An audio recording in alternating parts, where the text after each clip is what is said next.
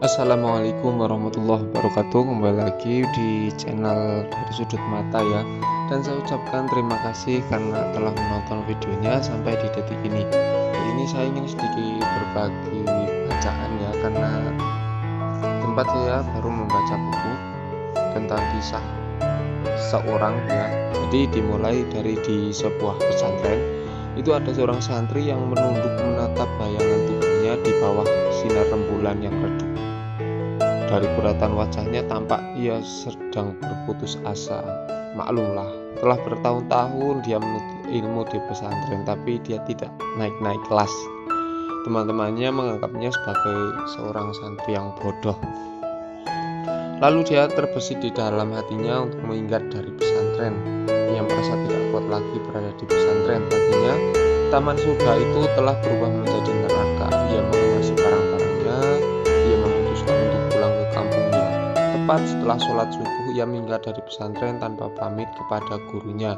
Kakinya terus melangkah meninggalkan pesantren.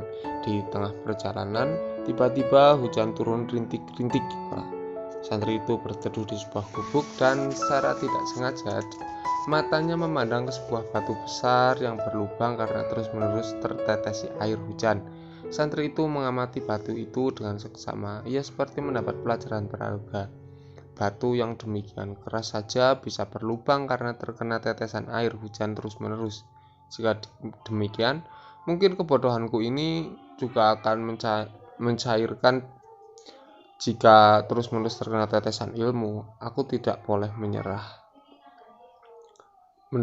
Setelah melihat batu itu, si santri itu tidak jadi pulang kampung. Dia balik ke pesantrennya. Dia terus istiqomah untuk terus belajar dan belajar. Waktunya digunakan secara maksimal untuk belajar. Di kemudian hari ternyata santri itu menjadi ulama besar, ahli hadis terkemuka. Dia adalah pengarang kitab Fathul Bari, Syarah Sahih Bukhari yang dipelajari oleh umat Islam di dunia sampai sekarang. Santri itu tak lain adalah Ibnu Hajar Asqalani. Nama aslinya hanya Asqalani, tapi orang-orang memberikan julukan Ibnu Hajar, si putra batu gitu. Karena ia mengambil pelajaran dari falsafah batu, jadilah namanya Ibnu Hajar al-Asqalani. Nah, itu pelajarannya ya.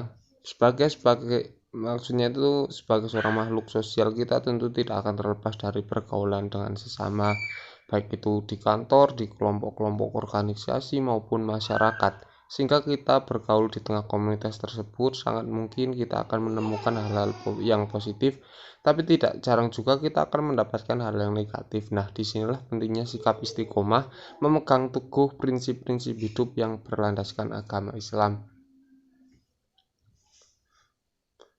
Nah, kira-kira kisah dari Ibnu Hajar al-Asqalani ini sangat memotivasi kita ya untuk terus belajar dan belajar, terus istiqomah dalam sesuatu hal yang menjadi kegiatan positif kita ya. Kalau kita bekerja ya bekerja yang dinas gitulah, yang serius, yang tekun, dan terus belajar di situ sampai kita benar-benar menjadi ahli dan menjadi jalan thoriqoh kita menuju Allah.